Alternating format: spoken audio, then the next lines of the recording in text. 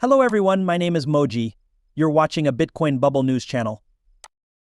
Not a single one of the big banks, we call them wirehouses like Morgan Stanley, UBS, Wells Fargo, Bank of America, or Merrill Lynch has added Bitcoin to their platforms yet.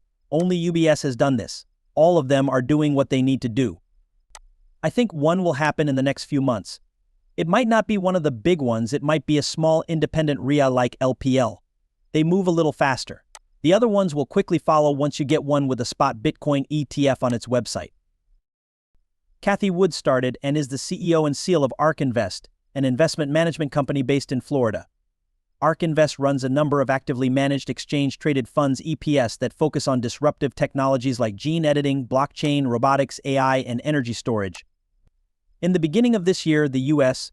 Securities and Exchange Commission accepted ARK Invest's ARP-Spot Bitcoin ETF along with 21 shares. This approval was a big deal for the business. It broke and set records for exchange-traded funds around the world. Recent reports say that these ETFs had 3 days in a row of inflows starting on a Tuesday after a time of large outflows that added up to $15.27 billion in net inflows. BlackRock's Zibit made $1.3 million that Tuesday and now has 312,565 Bitcoin worth $8.26 billion at today's prices. Cathie Wood recently talked with Peter Diamandis about her positive view on the ETF. She did this to fight the growing pessimism about their recent performance and the ongoing crypto bull market. She thinks we are about halfway through the bull market for cryptocurrencies that started in 2004 and will end in 2025. She also thinks that big events could happen in the next few weeks that will send Bitcoin and other cryptocurrencies to all-time highs.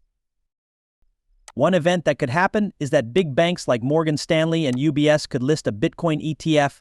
She is sure that this will happen before the end of 2024 and have an immediate effect on Bitcoin's price. Bernstein research analysts said in a June research note that big wirehouses and large private bank platforms are almost ready to approve the listing of spot Bitcoin ETF on their platforms. This fits with Cathie's timeline. When Cathie talked to Diamandis, she also talked about her prediction that Bitcoin will reach $1.1 million in the next part of the ETF. Bernstein experts think that these ETFs will be listed between the third and fourth quarters of this year. This will bring new interest in the ETFs and cause Bitcoin and other cryptocurrencies to price go up a lot. This positive mood is caused by the expected approval for listing, which will have an immediate effect on Bitcoin's price and show how confident the market is in the long-term potential of cryptocurrencies. For ARK employees who work on crypto in general, there is one that is just for Bitcoin on-chain data. Based on those, we think we are halfway through this bull market. I also don't think we're halfway through the price rise. Prices tend to go parabolic at the end of a bull market. We have no idea where that came from, but we're pretty sure that we're in the middle of the bull market based on chain analytics and a 10-year past or a bit more than that. It's interesting that many people think, okay, the boom since ETFs were first introduced in January. Plus, we had a great turnout. We're in the fight, David vs. Goliath. We're happy with where we are. Yes, wirehouses are big banks like Morgan Stanley, UBS, Wells Fargo, Bank of America, and Merrill Lynch. But there wasn't a single one. So far, no one has added Bitcoin to their system. Remember when you were on stage with me at Abundance 360? You told me you saw a price of $1 million per coin. Are you still there? Yes, by the year 2030? Yes, in 2030. That means our bull case is worth more than $1.5 million. Our base is around $650,000, which means that by 2030, it will have grown 10 times. There are 3 big pieces that make it up. One is institutional. And I would put it sounds like retail distribution, but these are people who make decisions at banks like B of A and Merrill Lynch. The second is that this can be used instead of gold. Because of this, we think it will take over half of the gold market, especially since younger people want to spread. Then there's the insurance plan. In terms of emerging markets, I recently went to El Salvador and had the pleasure of meeting their top leaders. They are leading the way by making it legal tender and giving their people or showing other countries how to give their people. What a smart move. Yes, that is a great idea. AI and Bitcoin are the 2 big ideas that President Buchel is going after. We're talking about them. My boss and friend Art Laffer, who came with me on this trip, I think will be working with that government. It's only worth $30 billion. Do you really believe that? That's really strange. As we speak, they are going after it and are being very proactive. They are making changes to taxes that will support new ideas. That's a pretty big idea then. It looks like Argentina is going this way.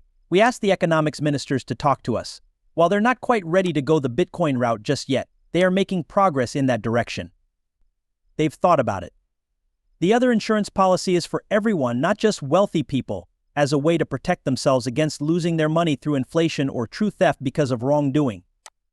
If we're in the middle of a boom market, I think the next big thing will be platforms adding the spot Bitcoin ETF. That's what I think will happen this year. Some of our potential clients, the platforms, told us that they would need 6 to 9 months to think about it. Today is the start of the 6th month. So I think that in the fall, at least one of them will add the spot Bitcoin ETF, or maybe even a bunch of them. That, I think, will be the next dream. I believe it was the last halving. A lot of people, we went through the halving and everyone was waiting for a pop. It did not happen. To begin with, it didn't happen because a lot of people are looking forward to it. I have, however, seen it, let's say, grow up and then all of a sudden. That means they might happen at the same time in the 4th quarter of this year. It might be really cool. For example, Art Laffer is very excited about Bitcoin because he thinks that the Federal Reserve has done a great job of managing money policy over the years. I guess you could say that we stopped bad things from happening. Before the Federal Reserve was created in 2000, that is, in 1913, prices stayed the same. We are following the gold rule. The economy was also very unstable. You also experienced booms and busts, but they happened very quickly. They were gone in a week. We built up to a crash for years, and 2008 to 2009 was the perfect example of that. We're back here again. There were no interest rates. Also, I'm interested in what will happen when private equity and private credit put huge amounts of money into real estate and then borrowed more to make it bigger. Even in places where there has been a lot of movement, we can already see the effects. So there are too many group homes in the Sun Belt, so, I think we'll keep seeing disasters, hopefully nothing like the ones in 2008 and 2009. I don't believe that. Still, you know that using 0% for a long time makes you want to yield, which makes you act badly.